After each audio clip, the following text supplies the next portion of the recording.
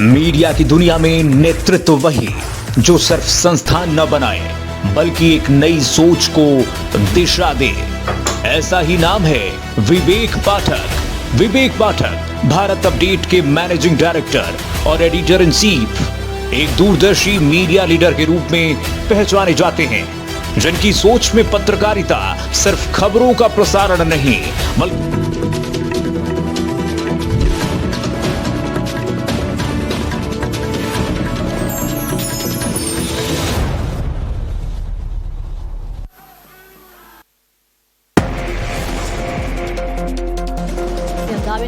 Run को दिखाई हरी झंडी। प्रतिभागियों के साथ प्रतीकात्मक दौड़ में हुए शामिल सीएम। 900 से ज्यादा प्रतिभागियों ने कराया रजिस्ट्रेशन।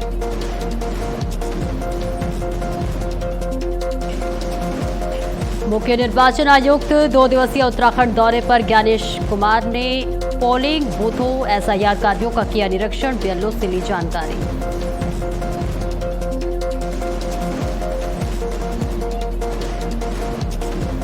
हेमकुंड साहिब के कपाट श्रद्धालुओं के लिए खुले। पारंपरिक अरदास के साथ यात्रा का शुभारंभ। पहले दिन 7,000 श्रद्धालुओं की पहुंचने की उम्मीद।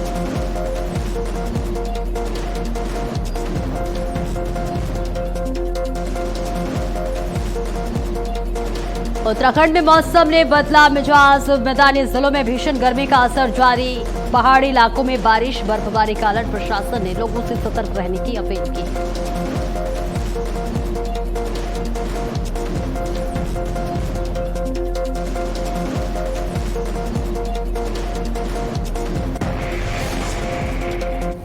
नमस्कार, भारत अपडेट देख रहे हैं आप। मैं हूं आपके साथ सपना दीपक मदेशिया। बुलेटिन का आगाज करेंगे देहरादून में मुख्यमंत्री पुष्कर सिंह धामी से सहसपुर विधानसभा क्षेत्र के विधायक सहदेव पुंडेर ने मुख्यमंत्री आवास पर मुलाकात की। दोनों नेताओं के बीच शिष्टाचार भेंट के दौरान क्षेत्रीय विकास और जनहित से जुड़े मुद्दों पर चर्चा होने की संभावना जताई जा रही है। मुख्यमंत्री धामी लगातार जनप्रतिनिधियों से मुलाकात कर प्रदेश के विकास कार्यों की समीक्षा कर रहे हैं। वहीं विधायक सहदेव पुंडेर ने भी अपने विधानसभा क्षेत्र की आवश्यकताओं और योजनाओं को मुख्यमंत्री के सामने रखा।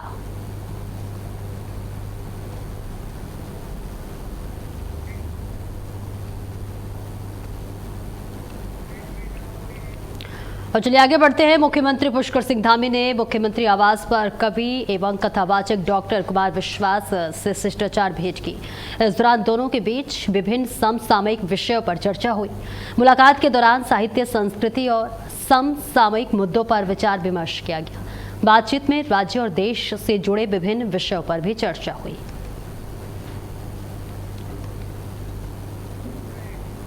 तो तस्वीरें आपको दिखा रहे हैं जहां पर मुख्यमंत्री आवास पर मुख्यमंत्री पुष्कर सिंह धामी और कुमार विश्वास की ये मुलाकात की तस्वीरें, जहां पर मुख्यमंत्री ने कुमार विश्वास का स्वागत किया। गमला देकर उनका स्वागत सत्कार करते हुए नजर आ रहे हैं। दोनों के बीच समसामयिक मुद्दों पर भी चर्चा हुई।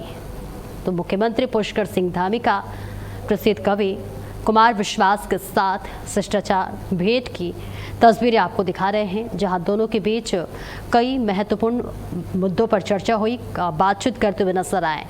इसके साथ ही सीएम आवास पर साहित्य और संस्कृति पर चर्चा हुई। तो बताते चले, मुख्यमंत्री पुष्कर सिंह धामी ने प्रसिद्ध कथावाचक और कवि कुमार विश्वास से मुख्यमंत्री आवास पर शिष्टाचार भेंट की और इस बीच दोनों के बीच कई महत्वपूर्ण समसामयिक मुद्दों पर विचार विमर्श हुआ। बातचीत करते हुए नजर आए, जहां मुख्यमंत्री पुष्कर सिंह धामी ने कुमार विश्वास का गमला देकर उनका स्वागत सत्कार किया। तो ये सीधी तस्वीरें आपको दिखा रहे हैं मुख्यमंत्री आवास से, जहां मुख्यमंत्री पुष्कर सिंह धामी ने कथावाचक कुमार विश्वास के साथ शिष्टाचार भेंट की। और ये मुलाकात और भी बेहद खास हो जाता है जब मुख्यमंत्री और कुमार विश्वास दोनों मुलाकात कर रहे थे। और उत्तराखंड में चल रही चारधाम यात्रा और मॉनसून सीजन को लेकर मुख्य सचिव आनंद वर्धन ने राज्य आपातकालीन परिचालन केंद्र में उच्च स्तरीय बैठक की। बैठक में श्रद्धालुओं की सुविधाओं और यात्रा व्यवस्थाओं पर विस्तार से मंथन किया गया। मुख्य सचिव ने कहा कि चारधाम यात्रा सुचारू रूप से चल रही है और श्रद्धालुओं को किसी प्रकार की परेशानी न हो, इसके लिए सभी जरूरी व्यवस्थाएं की जा रही हैं। वहीं आपदा सचिव विनोद कुमार सुमन ने बताया कि यात्रा शुरू होने के मात्र 1 माह में करीब 20 लाख श्रद्धालु धाम पहुंच चुके हैं। यात्रा सुरक्षित और व्यवस्थित रहे, इसके लिए अधिकारियों को सख्त निर्देश दिए गए हैं।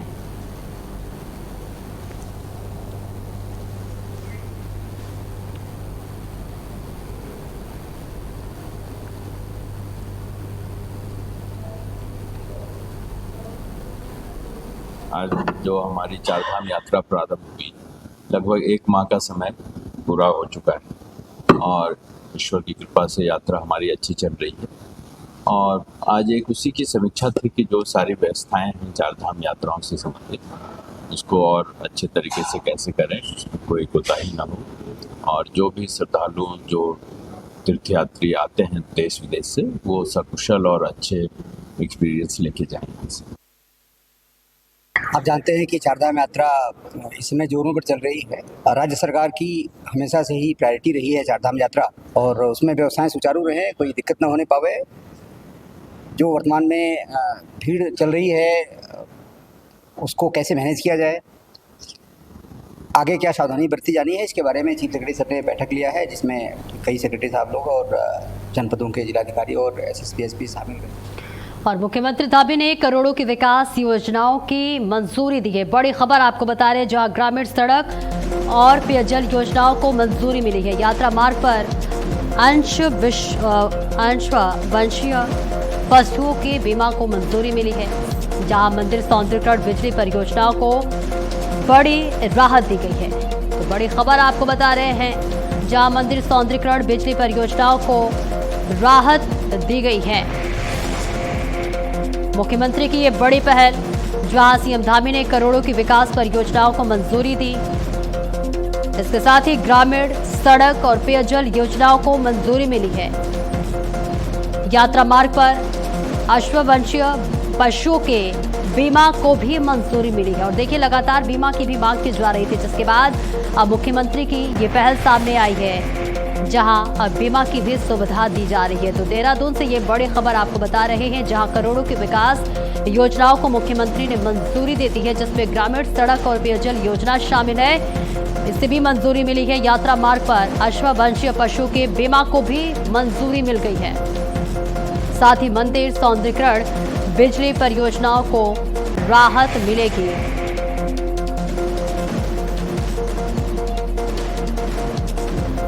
मंदिर को भव्य और दिव्य तरीके से अब जो है उसका भी निर्माण होगा, जिसका देते हुए मुख्यमंत्री पुष्कर धामी नजर आए। तस्वीरें आपको दिखा रहे हैं, जहां देहरादून में सीएम धामी ने करोड़ों की विकास योजनाओं की मंजूरी दी है। और देखिए, समीक्षा बैठक उन्होंने की, जिसके बाद तमाम परियोजनाओं के बारे में चर्चा की गई।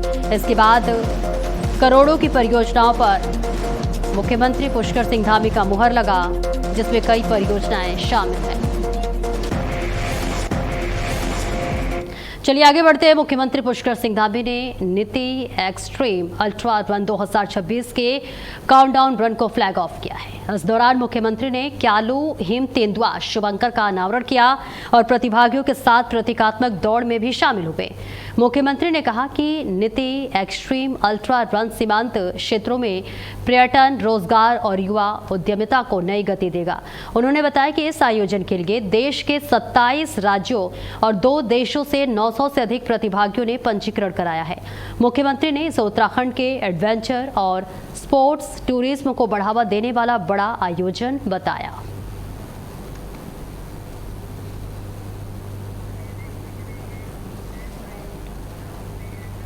और मुख्य निर्वाचन आयुक्त ज्ञानेश कुमार उत्तरकाशी के 2 दिवसीय दौरे पर हैं। भारत निर्वाचन आयोग के मुख्य निर्वाचन आयुक्त ज्ञानेश कुमार ने पोलिंग बूथों और कार्यों का स्थलीय निरीक्षण किया। उन्होंने भारत चीन सीमा से सटे हासिल क्षेत्र में बूथ का जायजा लिया और बीएलओ से कार्यों की जानकारी ली। इस दौरान बीएलओ मिंटू देवी के कार्यों की सराहना भी की गई।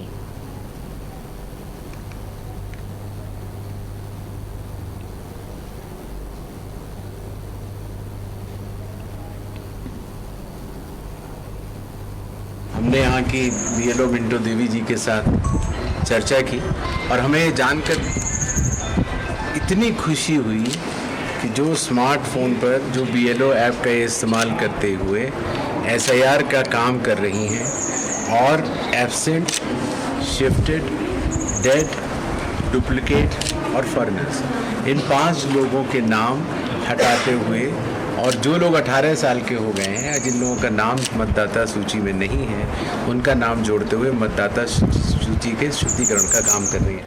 और रुद्रप्रयाग में मेधावी छात्रों के सपनों को नई दिशा देने के लिए जिला प्रशासन की ओर से विशेष संवाद कार्यक्रम का आयोजन किया गया, जहां डीएम विशाल मिश्रा ने टॉपर्स के साथ सीधा संवाद किया और उन्हें सफलता के मंत्र दिए। जिला सभागार में आयोजित कार्यक्रम में हाई स्कूल और इंटरमीडिएट परीक्षा टॉपर्स शामिल हुए। डीएम ने करियर, लक्ष्य, सफलता और मानसिक स्वास्थ्य जैसे महत्वपूर्ण विषयों पर विद्यार्थियों से खुलकर बातचीत की। उन्होंने छात्रों को मानसिक तनाव से दूर रहकर योग, व्यायाम और संतुलित दिनचर्या अपनाने की सलाह दी। जिलाधिकारी ने भरोसा दिलाया कि ऐसे संवाद कार्यक्रम आगे भी जारी रहेंगे ताकि विद्यार्थियों को बेहतर मार्गदर्शन मिल सके।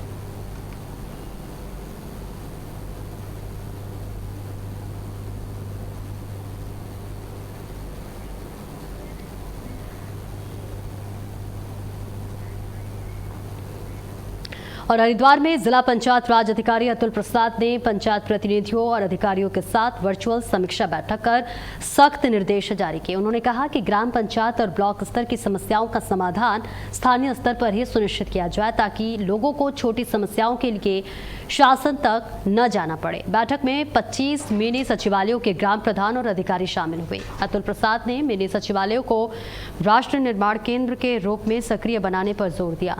साथ ही प्रत्येक सोमवार की जन सुनवाई का रिकॉर्ड रखने और शिकायत रजिस्टर अनिवार्य रूप से मेंटेन करने के भी निर्देश दिए।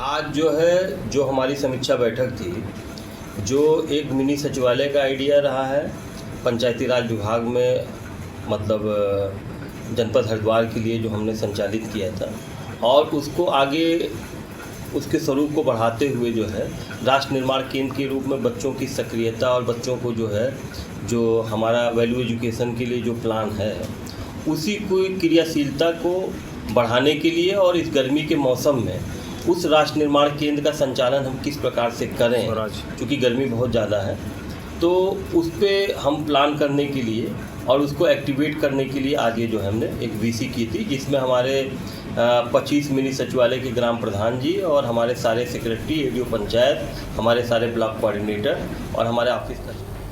और खबर देहरादून से, जहां मुख्य सचिव आनंद वर्धन ने जिलाधिकारियों के साथ चारधाम यात्रा की समीक्षा की। मुख्य सचिव ने चारधाम यात्रा को लेकर व्यवस्था चाक चौबंद करने के लिए जिलाधिकारियों को सख्त निर्देश दिए।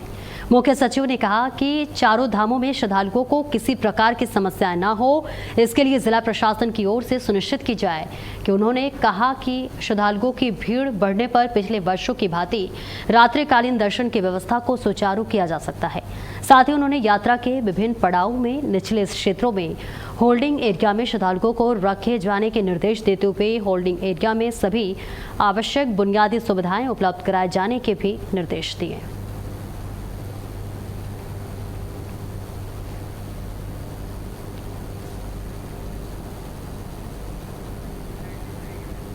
तो तस्वीरें आपको दिखा रहे हैं देहरादून से, जहां रात्रिकालीन यहां श्रद्धालुओं की सुरक्षा व्यवस्था के निर्देश दिए गए हैं, जहां पर मुख्य सचिव ने चारधाम यात्रा की समीक्षा की, जिसके बाद मुख्य दिशा निर्देश दिए और साथ ही जो भी श्रद्धालु इस वक्त आ रहे हैं उनके सुरक्षा के इंतजाम किए जाए, व्यवस्थाएं चाक चौबंद हो। रात्रिकालीन दर्शन व्यवस्था लागू होने पर भी इस बैठक में चर्चा की गई। तो सीधी तस्वीरें आपको दिखा रहे हैं, जहां बताते चले कि प्रशासन की ओर से सुनिश्चित की जाए सुविधाओं की बात करते हुए नजर आए। उन्होंने कहा कि श्रद्धालुओं की भीड़ बढ़ने पर पिछले वर्षों की भांति रात्रिकालीन दर्शन की व्यवस्था सुचारू किया जा सके, जिससे कि भीड़ को मेंटेन किया जा सके। और साथ ही उन्होंने यात्रा के विभिन्न पड़ाव में निचले क्षेत्रों में होल्डिंग एरिया में श्रद्धालुओं को रखे जाने के निर्देश देते हुए होल्डिंग एरिया में सभी आवश्यक बुनियादी सुविधाएं उपलब्ध कराए जाने के भी निर्देश देते हुए नजर आए।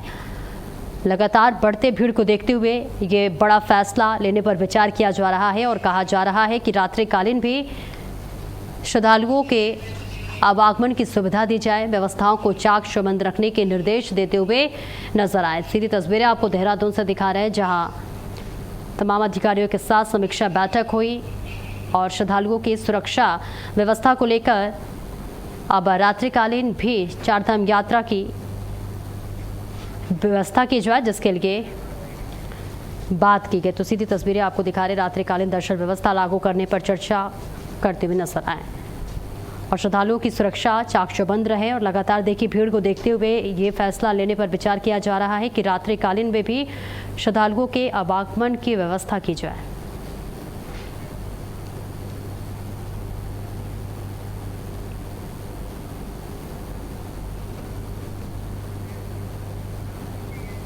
और चलिए आगे बढ़ते हैं, जहां रुद्रप्रयाग के जिला पंचायत सभागार में आयोजित केदार घाटी मनन कार्यक्रम में स्थानीय आर्थिक स्वरोजगार और पर्यटन विकास को लेकर व्यापक चर्चा हुई।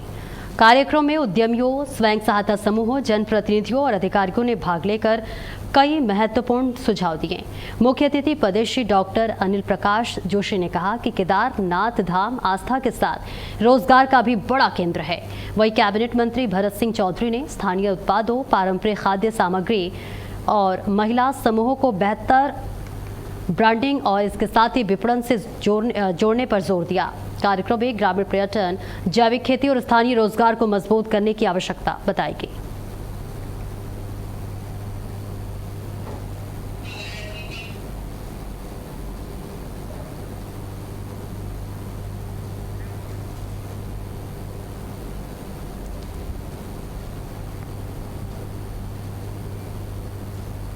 बड़ी बात तो यह है कि आज अब समय जिस तरह से तेज़ी से बदल रहा है, तो अब आर्थिकी के भी सवाल खड़े हैं और साथ में पारिस्थितिकी के भी।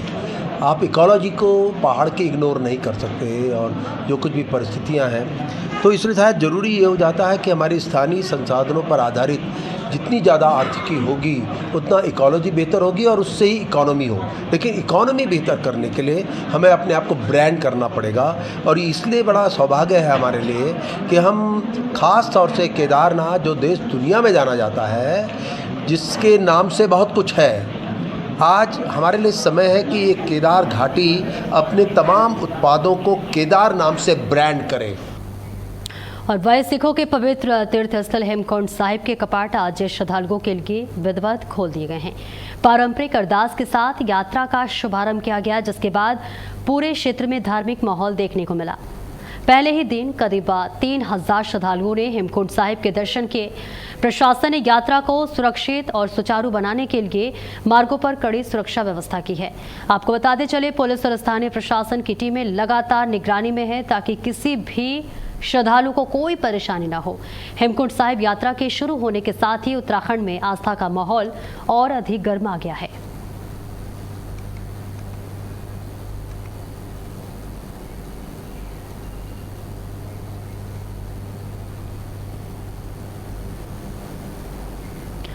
और उत्तराखंड में इस बार चारधाम में यात्रियों में भारी उत्साह देखने को मिल रहा है। भारी संख्या में पर्यटक पहाड़ी क्षेत्रों में धार्मिक की ओर और बढ़ रहे हैं।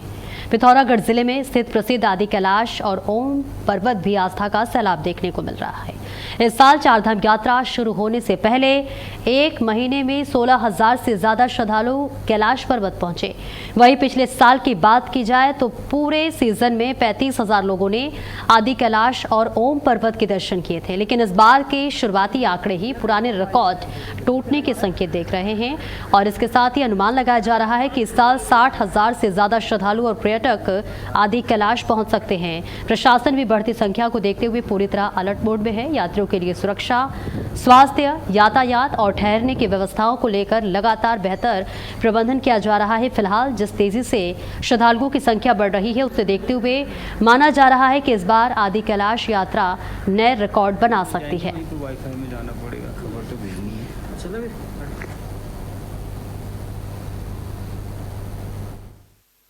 आदि कैलाश की यात्रा 1 मई से प्रारंभ हुई थी और वर्तमान तिथि तक लगभग 16,000 लोगों के लिए इनर लाइन परमिट जो है वो इश्यू कर दिया गया है और लगातार टूरिस्ट जो है वहाँ पर आ ही रहे हैं और काफ़ी अच्छी संख्या में टूरिस्ट का फ्लो वहाँ पर हो रहा है और सारी व्यवस्थाएं भी दुरुस्त हैं और सभी डिपार्टमेंट भी लगातार अपने स्तर से भी मॉनिटरिंग कर रहे हैं। चमोली जिले में बद्रीनाथ राष्ट्रीय राजमार्ग पर मरम्मत कार्य के चलते आज रात 10 बजे से सुबह 4 बजे तक मार्ग पूरी तरह बंद रहेगा। इस दौरान किसी भी प्रकार के वाहनों की आवाजाही प्रतिबंधित रहेगी। प्रभारी निरीक्षक ज्योतिर्मठ थाना देवेंद्र सिंह रावत ने बताया कि बीआरओ द्वारा मरम्मत कार्य के चलते यह निर्णय लिया गया है और इस दौरान सभी प्रकार के वाहनों का संचालन पूरी तरह बंद रहेगा। प्रशासन ने यात्रियों और वाहन चालकों से अपील की है कि वे यात्रा से पहले वैकल्पिक मार्ग और समय का ध्यान रखें। श्री बद्रीनाथ धाम, गोविंद घाट, हेमकुंड साहिब और लोकपाल लक्ष्मण मंदिर जाने वाले श्रद्धालुओं को रात में इस मार्ग से यात्रा न करने की सलाह दी गई है।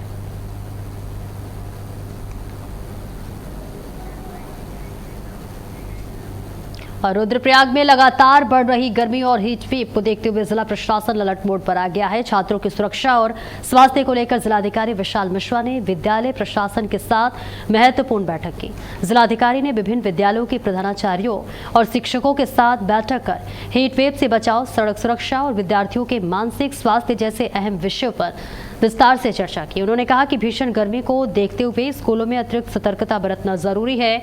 डीएम ने निर्देश दिए कि छात्रों को गर्मी से बचाव के उपायों के प्रति जागरूक किए जाए, साथ ही स्कूल आने जाने के दौरान उनकी सुरक्षा पर विशेष ख्याल रखा जाए। उन्होंने शिक्षकों को नियमित रूप से अभिभावकों से संपर्क में रहने को भी कहा।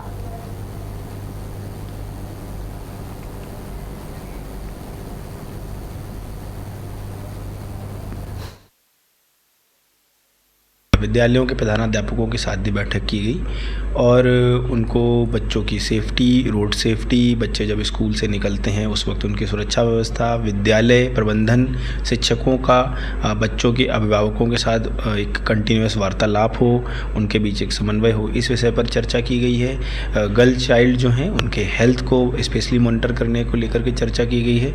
साथ ही उनको निर्देशित किया गया है कि चूँकि टेम्परेचर बढ़ रहा है, हीट वेव की परिस्थितियाँ बनी हुई हैं, उसमें बच्चों को किस तरीके से उनको पेयजल की व्यवस्था होनी चाहिए, उनको मतलब क्लास में अच्छा माहौल मिले और उनके स्वास्थ्य का ध्यान रखा जा सके। इस संदर्भ में भी हमने सभी प्रधानाध्यापकों को, मुख्य शिक्षा अधिकारियों को, खंड शिक्षा अधिकारियों को निर्देशित किया है। और रुद्रप्रयाग में केदारनाथ यात्रा पर जा रही एक मैक्स वाहन अचानक अनियंत्रित होकर सड़क पर पलट गई। वाहन में कुल 9 लोग सवार थे। सूचना पर मौके पर पहुंची आपदा विभाग और पुलिस की संयुक्त टीम ने सभी घायलों को रेस्क्यू कर जिला चिकित्सालय में भर्ती कराया। कैबिनेट मंत्री भरत सिंह चौधरी ने जिला चिकित्सालय पहुंचकर घायलों का हालचाल जाना। उन्होंने बताया कि 3 लोगों का उपचार अभी अस्पताल में चल रहा है। मंत्री ने बताया कि वाहन स्थानीय था और नगरासू क्षेत्र का चालक यात्रियों को लेकर केदारनाथ धाम जा रहा था। सभी घायलों की स्थिति सामान्य बनी हुई है और किसी भी प्रकार की जनहानि नहीं हुई है।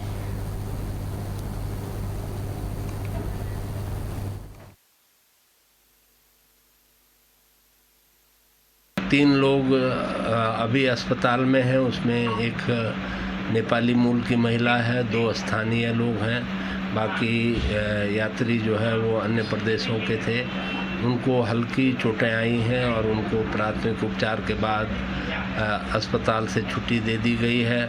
3 लोगों का उपचार जो है जिला चिकित्सालय में चल रहा है और स्थिति उनकी सामान्य बनी हुई है, जल्दी वो भी रिकवर करेंगे। गाड़ी जो है वो स्थानीय गाड़ी थी, रुद्रप्रयाग जनपद की रजिस्टर्ड थी, नगरासू का उसमें ड्राइवर।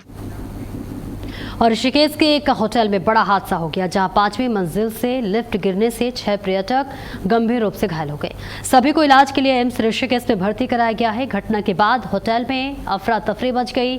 घायलों ने होटल प्रबंधन पर लापरवाही के गंभीर आरोप लगाए हैं। सूचना मिलते ही पुलिस मौके पर पहुंची और जांच शुरू कर दी और हादसे के कारणों की पड़ताल की जा रही है।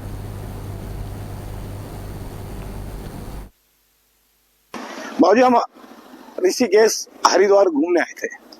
होटल टक्स में हम रुके पड़े थे। हम समय 8 साढ़े 8 बजे हम खाना खाने ऊपर गए 5th फ्लोर पे। 5th फ्लोर पे हमने खाना वाना खा लिया और जैसे ही हम लिफ्ट में बैठे ना 5th फ्लोर से, हम 6 आदमी थे लिफ्ट में, 5 से 6। जैसे हम लिफ्ट में बैठे 5th फ्लोर से नीचे सीधा ग्राउंड फ्लोर पे धड़ाम गिरी लिफ्ट। बाबूजी वो हमें पता है, हमने जो मंजर देखा, हमें पता, हमने क्या मंजर देखा उसमें, हमारा भाई मनोज सूर्यवंशी, एक पटवारी रुपेश और क्या नाम है उसका, चेतन के तो दोनों पैर। चमोली जिले के नंदानगर के पुनग्यारा महादेव के पास सीतेल रोड का है, जहां पर जंगल में लगी आग तेजी से सड़क किनारे पहुंच गई और वहां खड़े ट्रक को अपनी चपेट में ले लिया। देखते ही देखते ट्रक धो धो कर जलने लगा। सूचना के बाद मौके पर पहुंची टीम ने आग पर काबू पाया।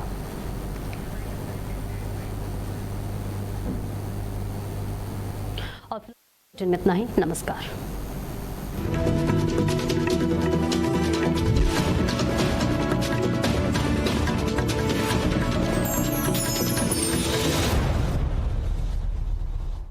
खबरों की दुनिया में भारत अपडेट न्यूज चैनल की धमाकेदार एंट्री। आपका अपना चैनल भारत अपडेट अब आप देख सकते हैं टाटा प्ले के चैनल नंबर 574 और जियो टीवी के चैनल नंबर 2070 पर 24 घंटे 7 दिन।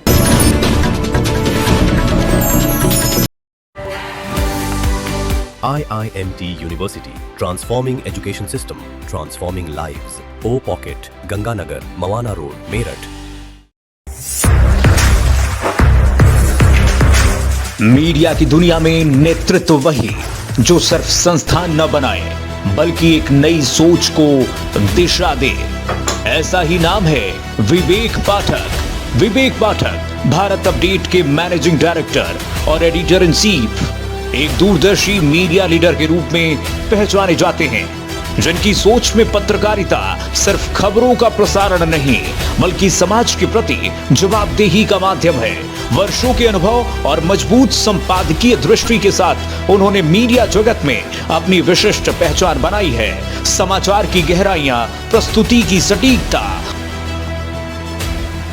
और दर्शकों के विश्वास को केंद्र में रखकर उन्होंने भारत अपडेट को एक मजबूत राष्ट्रीय मंच देने का